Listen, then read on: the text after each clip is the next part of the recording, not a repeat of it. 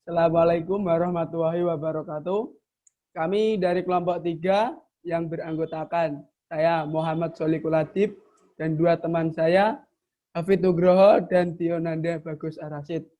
Di sini kami akan mempresentasikan tentang peran sel punca dalam perbaikan otot rangka dan jantung. Sel punca. Sel punca adalah sel yang memiliki kemampuan untuk mengekspresikan CD tertentu sebagai marker stemness dan secara parakrin mampu mensekresi berbagai molekul growth factor, sitokin dan semokin tertentu sebagai molekul sinyal aktivitas bagi sel punca endogenus atau sel sekitar dalam rangka proses regenerasi. Klasifikasi sel punca dibagi menjadi dua, yaitu sel punca embrionik dan sel punca dewasa.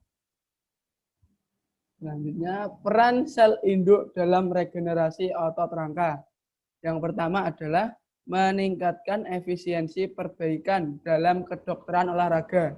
Yang kedua, mengembalikan keadaan setelah cedera atau transplantasi otot. Yang ketiga, saat distrofi otot. Yang keempat, untuk kemungkinan ablasi miopati mitokondria. Dan yang terakhir adalah untuk pemulihan kekuatan pada atrofi yang tidak digunakan. Aplikasi klinis transplantasi mioblas di luar peran mereka dalam regenerasi. Mioblas rangka normal telah diisolasi, dibiarkan, ditransplantasikan secara in vivo untuk menggantikan gen yang rusak pada miopati. Karena sel satelit dari otot rangka anak laki-laki mungkin memiliki kapasitas terbatas untuk replikasi sumber alternatif sel punca miogenik autologus. Sangatlah ideal untuk koreksi genetik dan implantasi ke otot distrofik yang rusak. Untuk selanjutnya bisa disampaikan oleh teman-teman saya. Selanjutnya, penanda untuk identifikasi sel satelit.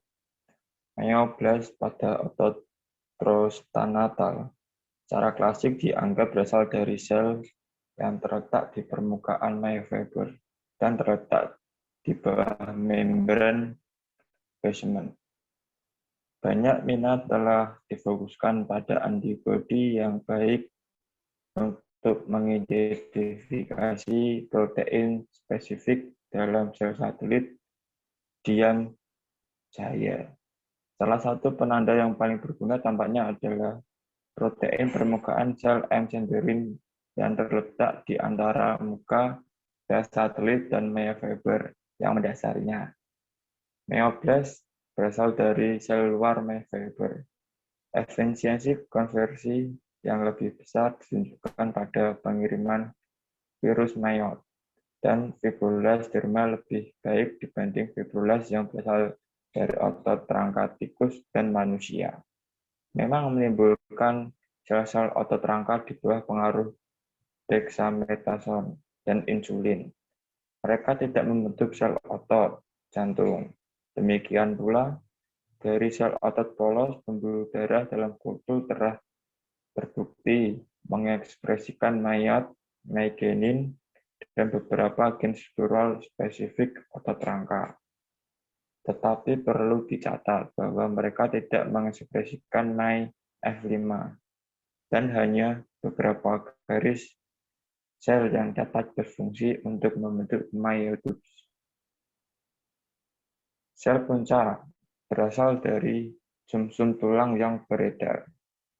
Perlu dicatat bahwa kontribusi sel myogenik donor tersebut hanya terjadi pada regenerasi otot kerusakan dan banyak kasus terjadi pada otot host yang diradiasi, yang merusak regenerasi pada prekursor endogen dan merupakan lingkungan mitogenetik yang tidak biasa untuk myoblas donor. Yang menariknya adalah demonstrasi garis keturunan mateopatik yang timbul dari sel induk yang diekstraksi akan dilanjutkan oleh teman saya.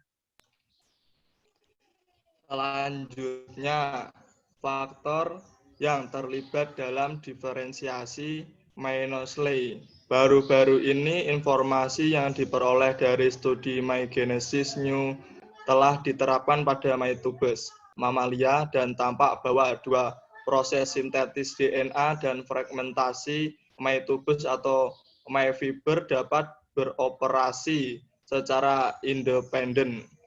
Purin pengikat mikrotubulus yang disebut myserverin menyebabkan myoblas dihasilkan dari mytubes dari garis sel mygenetik tikus, dan molekul mengikat bulin juga menyebabkan pembongkaran mytubes. Ini mirip dengan plastisitas yang diamati dengan sel satelit atau myblus yang dikultur seperti yang dibahas di atas.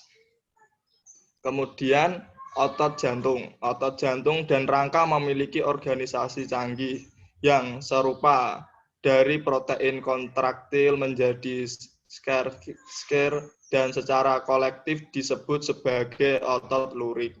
Situasi pada manusia dan tampak berbeda karena miosit jantung manusia dewasa sebagian besar dimonuklesi dengan populasi sel yang lebih kecil dari sel berinti, trinuklesi dan tetranuklesi. Kemudian transplantasi sel otot jantung. Rangka atau janin ke dalam hati, upaya untuk menggunakan otot rangka autologus untuk memperbaiki jantung yang rusak telah dicoba dengan merelokasi bungkus seluruh lembaran otot latissimus dorsi ke fungsi suplementasi miokard. Alternatifnya, transplantasi kultur myblast yang terisolasi telah digunakan untuk mencoba mengembalikan fungsi otot di jantung, baik secara eksperimental maupun dalam situasi klinis. Sekian dari kelompok kami. Apabila ada kesalahan kata atau tutur kata, mohon dimaafkan. Setelah melihat video ini, untuk pertanyaan bisa disampaikan melalui grup WhatsApp saja. Dan juga komen di bawah ini, di kolom komentar. Ya, terima kasih atas pertanyaan dan tanggapannya. Dari kelompok 3, saya rasa cukup sekian dan terima kasih. Wassalamualaikum warahmatullahi wabarakatuh.